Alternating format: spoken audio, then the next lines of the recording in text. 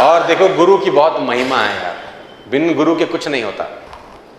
और आपके पास देखो, आज अगर आपने गुरु बनाया है ना, रोहित को बनाया है, जो भी आपकी फैकल्टी हैं, जो भी आपके टीचर हैं, गुरु का बहुत बड़ा रोल है।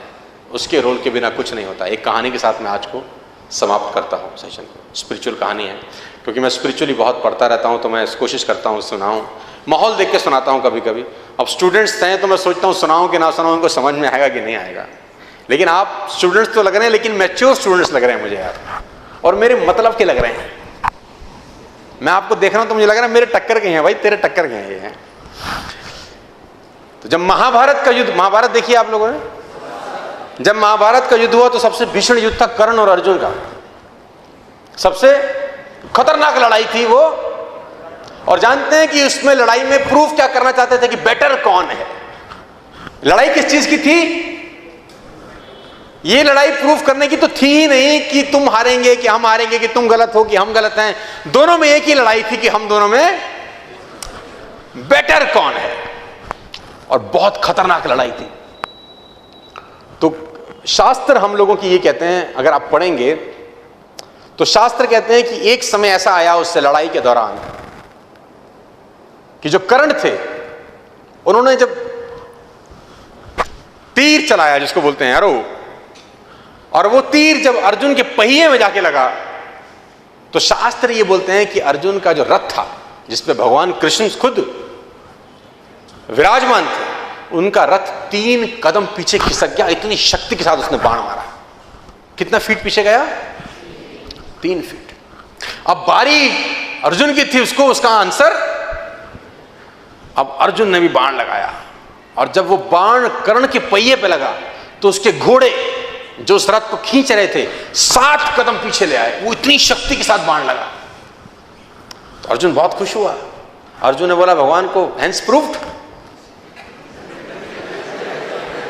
हैंस प्रूव्ड कि कौन शक्तिशाली है। कि जब उसने चलाया तो 3 स्टेप्स, अब जब मैंने चलाया तो। कभी कभी कुछ स्टूडेंट्स के नंबर अच्छे आ जाते हैं तो ईगो भी आ जाती है।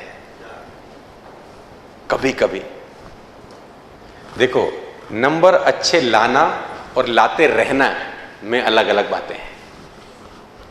लाना और लाते रहना दोनों अलग अलग बातें हैं। तो यहां पर गुरु का रोल शुरू होता है। यहां गुरु उसको बताता है कि नहीं, ऐसा नहीं है, ईगो की जरूरत। उसने बोला देख मैंने तो मारा ना, देखो मारा तो 7 कदम, उसने मारा तो 3 कदम, तो प्रूफ हो गया, हेंस प्रूफ, थ्योरम सॉल्व। उसने बोला नहीं नहीं, तू समझ नहीं रहा, तू वो देख रहा है जो तुझे दिखाई दे रहा है, तू वो देख ही नहीं रहा जिसके पीछे का खेल है। इसने बोला इसके पीछे का क्या खेल है? उसने बोला इसका पीछे का खेल मैं तुझे बताता हूं कि तेरे रथ पे मैं बैठा हूं पूरी दुनिया का भार लेके, और तेरे रथ पे एक और शक्ति विराजमान है जिसको बोलते हैं